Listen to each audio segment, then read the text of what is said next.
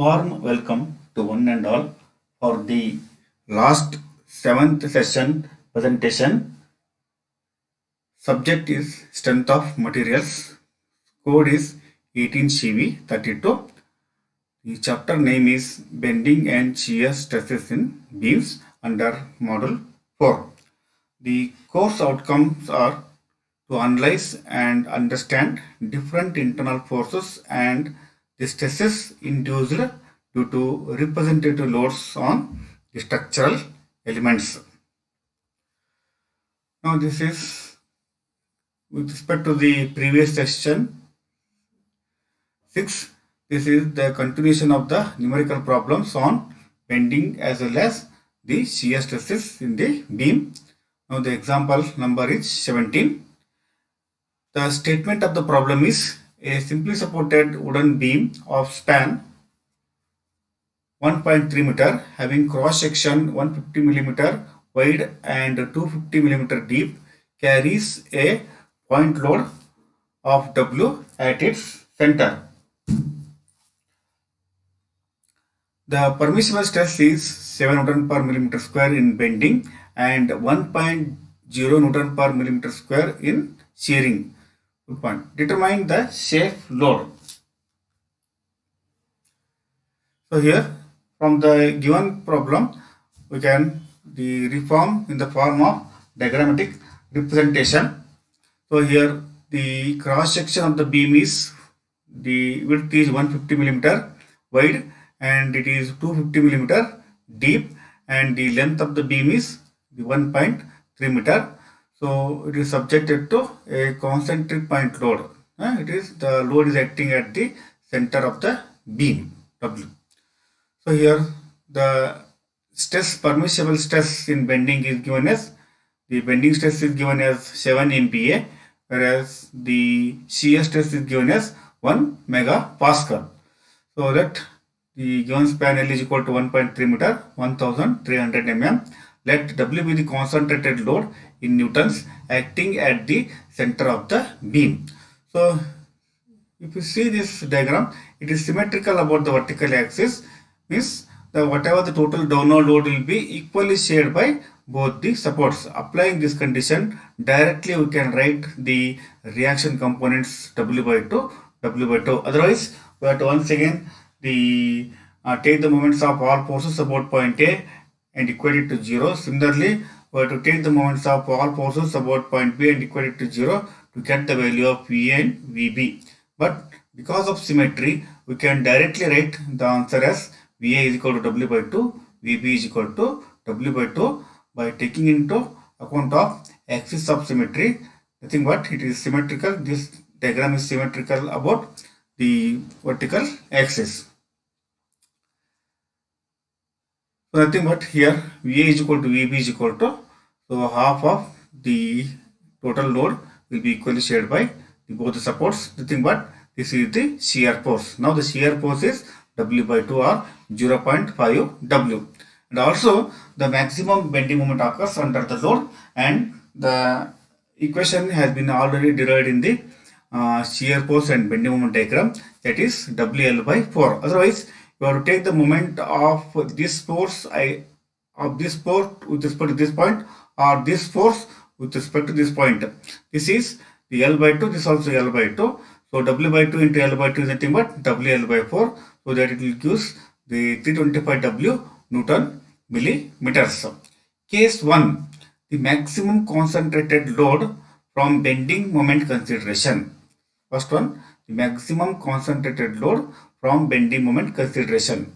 The maximum permissible stress in bending is, the given data is F is equal to 7 megapascal or 7 Newton per millimeter square.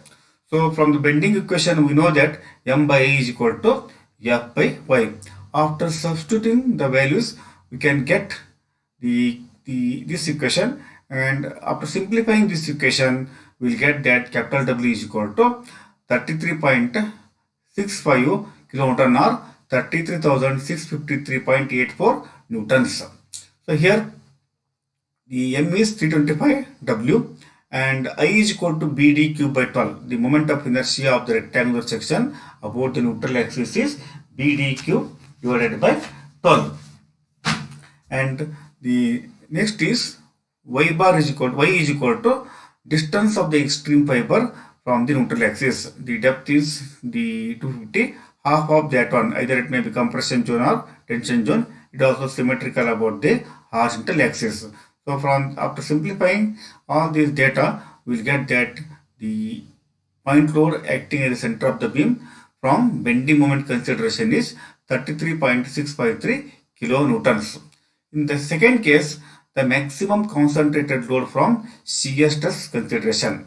The given maximum permissible shear stress tau maximum is equal to 1 megapascal or the 1 Newton per millimeter square. So for rectangular cross section, we have already derived in the previous session that the ratio of tau maximum to tau average is 1.5 or 3 by 2. Nothing but the maximum shear stress about the neutral or the shear stress about the neutral axis will be 1.5 times the average shear stress or mean shear stress. So substituting all the data and simplifying, we get that the capital W is equal to 5000 newtons or the 50 kilonewton. This is the solution for the given problem. One from the bending moment point consideration and the other one is shear stress consideration. So now coming to the example number 18. So the statement of the problem is a symmetric I section 100 mm by 300 mm deep with uniform thickness of flange and web is 10 mm is subjected to a bending moment of 20 kN meter and a shear force of 60 kN. Sketch the shear stress and bending stress diagram.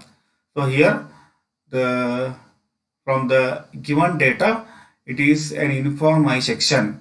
Overall size is 100 mm by 300 mm and the thickness of this flange, this is web. Thickness of top flange, bottom flange and the thickness of the web is 10 mm is constant in all the cases.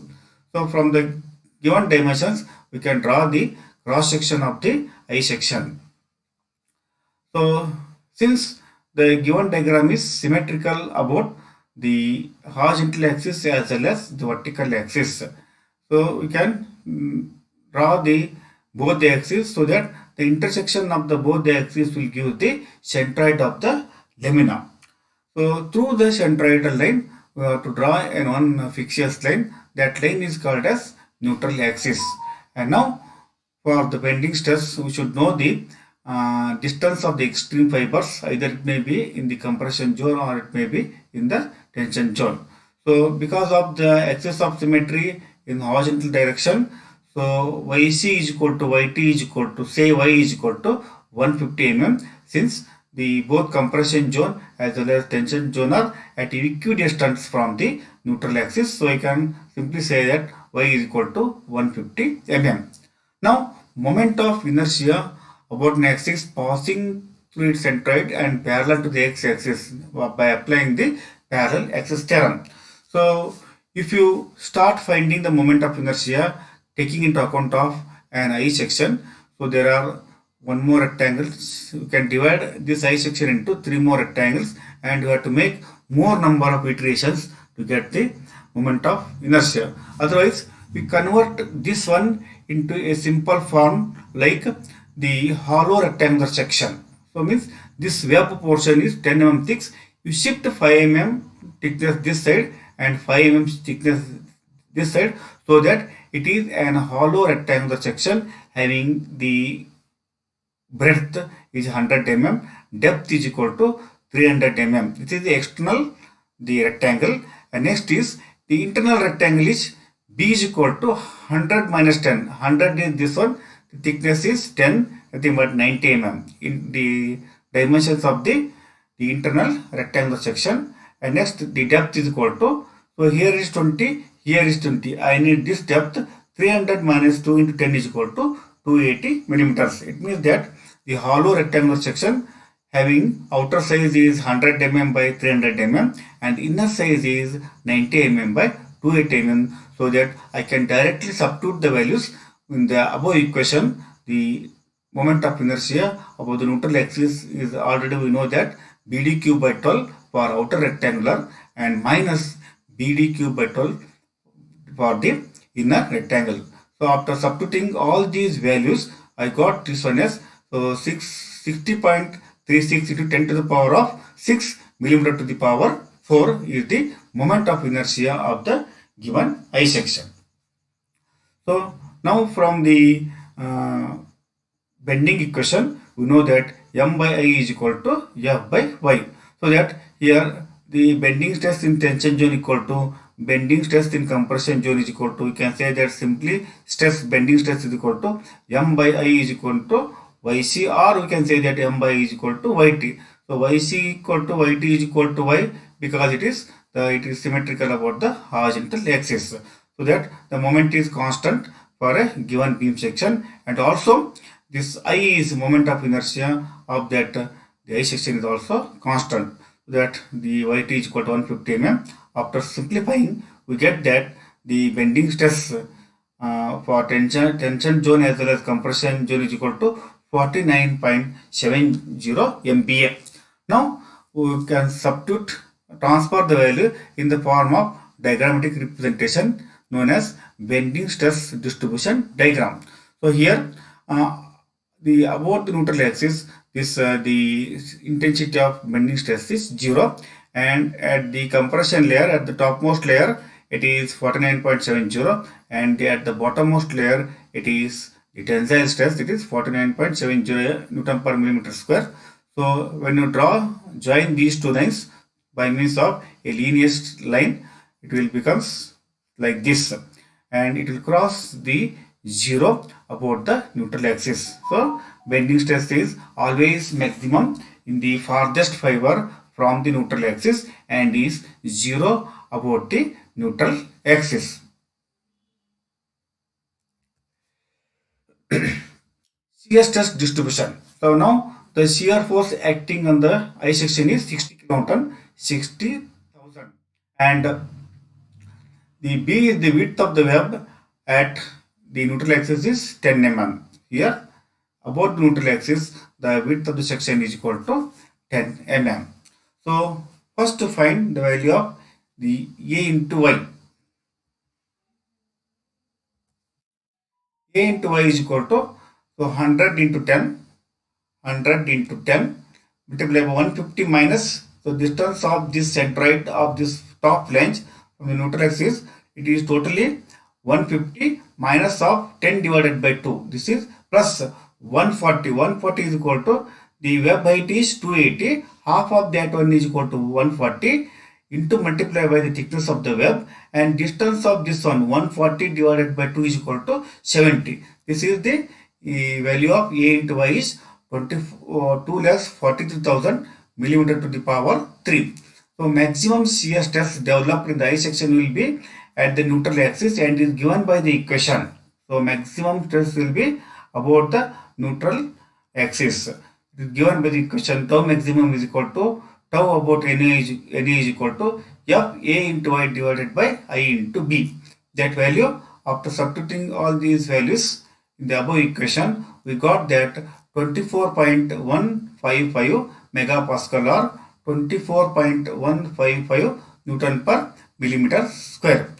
So and next is the shear stress at the upper and the lower edge of the flange is 0. Here at this junction as well as at this junction the shear stress is 0, and shear stress at this point is maximum, that now we have found out.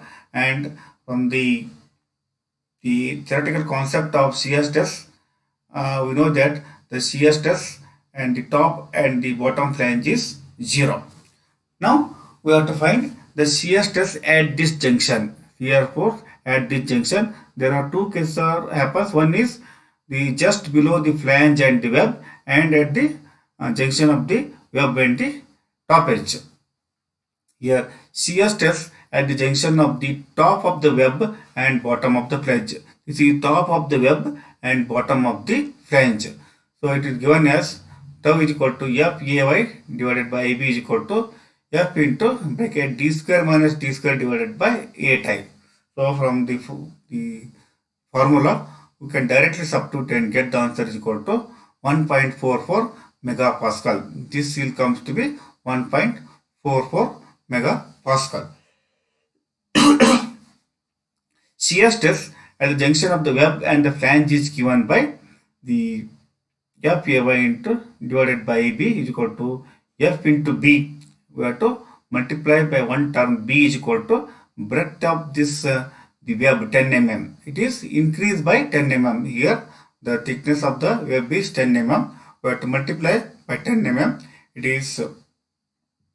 works out to be 14.44 ampere, 14.44 Newton per millimeter square. So here at this point, so along the same line, there are two shear stresses are there. One is just at this point and shear stress at this point. So we got that the shear stress at this point is equal to 1.44 MPa.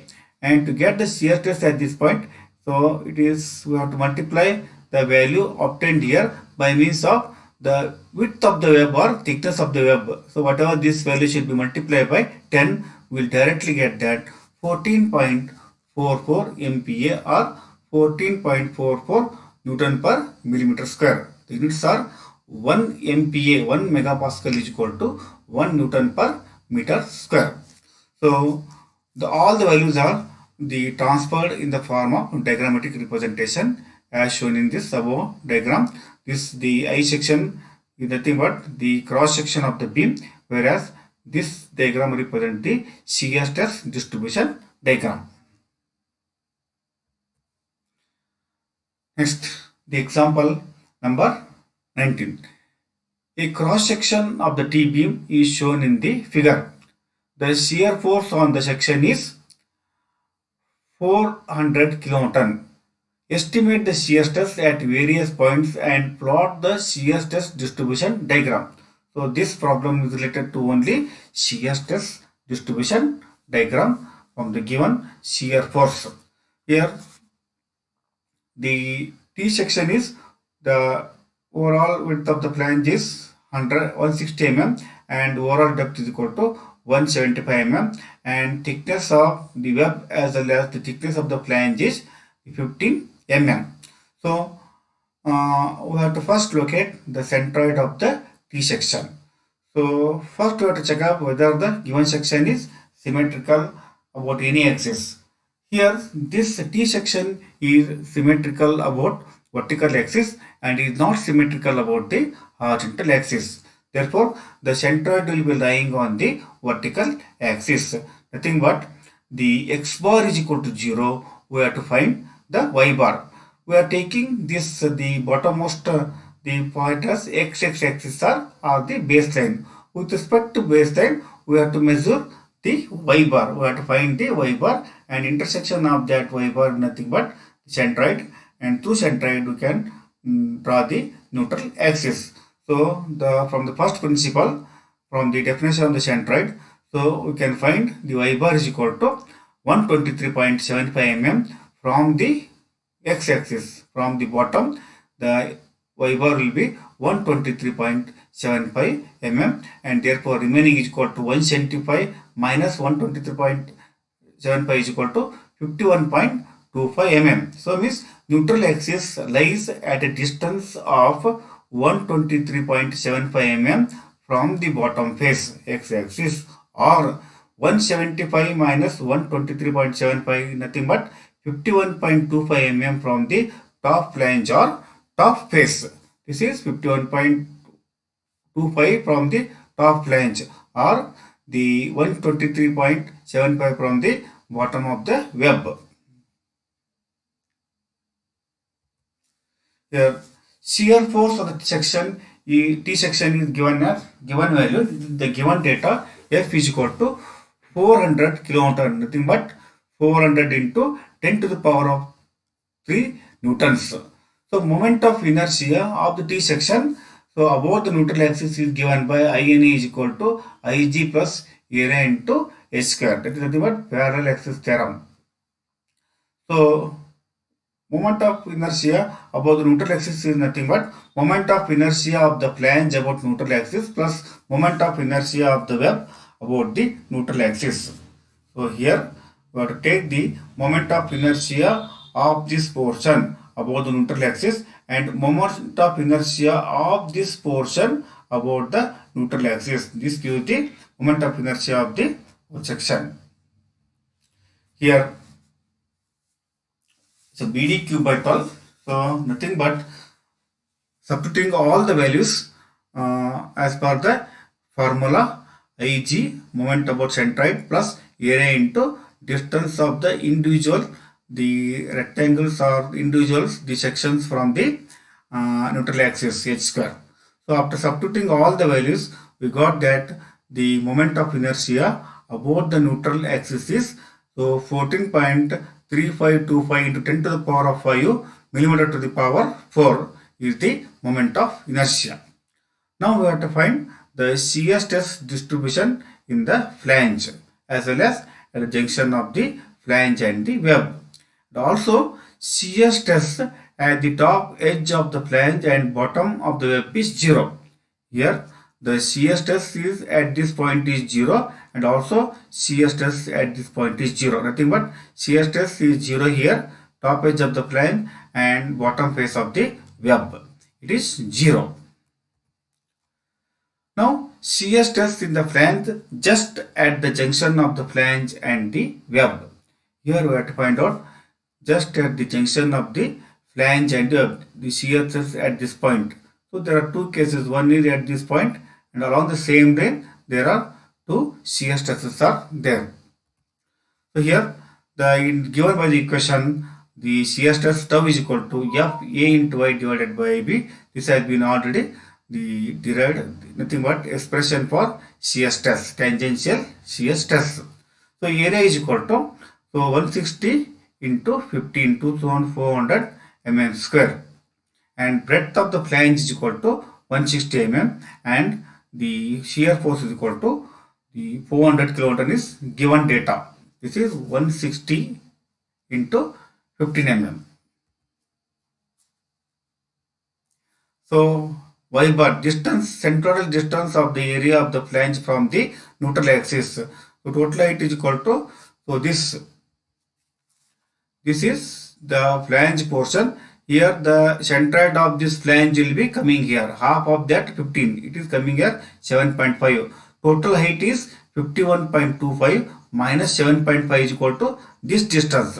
Centroidal distance of this flange portion from the neutral axis is equal to the 51.25 minus half of this one will give the value 43.75 mm. Now substituting the value of y, a and f and b, we get the shear stress. So at the junction of the flange and web base 18.29 Newton per millimeter square or 18.29 the megapascal. Similarly, the shear stress distribution in the web portion. So it will just change by the term 160 by 15 mm. So because 160 is the flange, 160 is the flange and the thickness of the web is equal to 15 mm. This thickness of the web is 15. 160 divided by 15 times. So we'll get that 195.09 Newton per millimeter square. So the shear stress in the web just at junction of the web and the flange will be suddenly increases from 18.29 Newton per millimeter square to 18.29 multiplied by the flange width divided by the thickness of the web, will get it as 195.09 Newton per millimeter square along the same line. Next, the maximum shear stress. So we know that in case of the expression for shear stress, it is maximum about the neutral axis. So that equation is given by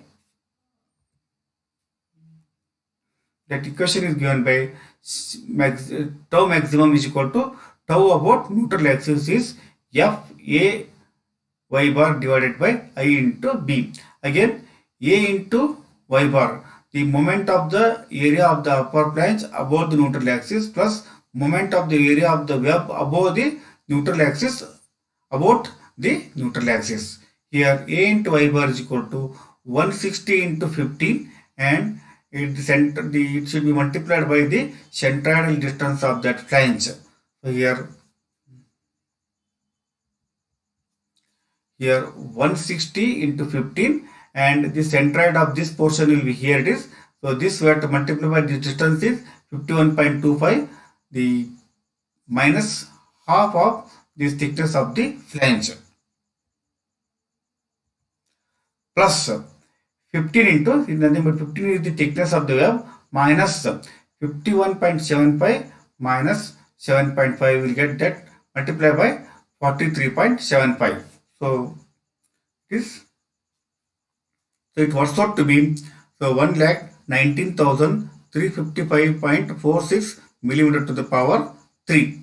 So then again the width of the web at this point is 15 mm. And substituting the value of B, A, Y as well as the F, we get that the tau maximum is equal to tau over neutral axis will be equal to 221.76 megapascal, or it is 221.76 Newton per millimeter square. So this all the values are they represent in the form of the diagrammatic representation, that is shear stress distribution diagram. So here the shear stress is 0 at the top range and also it is 0 at the bottom of the web, and at this junction it is about 18.29 Newton per millimeter square. At the bottom of the flange as well as the web is 18.29 and it suddenly increases by an amount of 18.29 multiplied by 160 divided by the thickness, we will get that 195.09 the megapascal or Newton per millimeter square. And next we know that the shear stress is always maximum about the neutral axis. So that has been given by the expression tau is equal to F into Ay divided by I into B. So A into Y is equal to area covered above this portion. Area covered above this portion multiplied by the centroidal distance of the individual portion will give the A into Y value, and B is equal to only here about this neutral axis the width of the section is only 15 mm. So after substituting we got the value as 221.76 Newton per millimeter square. So this is the method of the representing or showing the diagrammatic representation of all the values in the form of shear stress distribution diagram.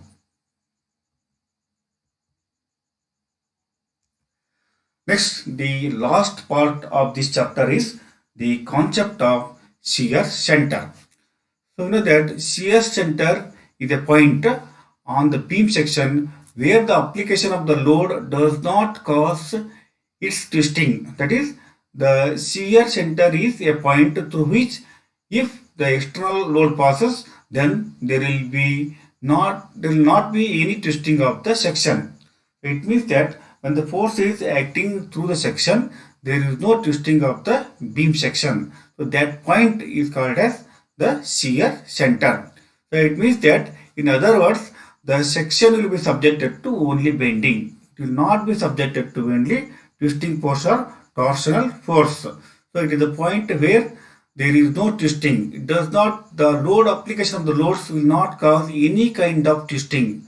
So that point is called as this shear center. Otherwise, in other words, we can say that the section will be subjected to only bending. So it won't be subjected to torsion or twisting force. In general, the shear center lies on the axis of symmetry. It is always the shear center will lie on the axis of symmetry. The given section may be sometimes it is symmetrical about both the axes, or sometimes it is symmetrical about the only one axis. Either it may be vertical axis or it may be horizontal axis. Whatever the axis of symmetry is there, the shear center will be lying on the axis of symmetry. It means that the intersection of the axis of symmetry will give the centroid of that lamina. So in general, we can say that the shear center will be passing through the centroid of any section. It means that indirectly the shear center is passing through the centroid of the section. So this is the concept of shear center. So this will complete the chapter, the bending and shear stresses in the beam, which is coming under module 4 for the strength of material subject under the strength of material subject. It is coming under the module number 4. So this will end up the model part of the model 4. Thank you.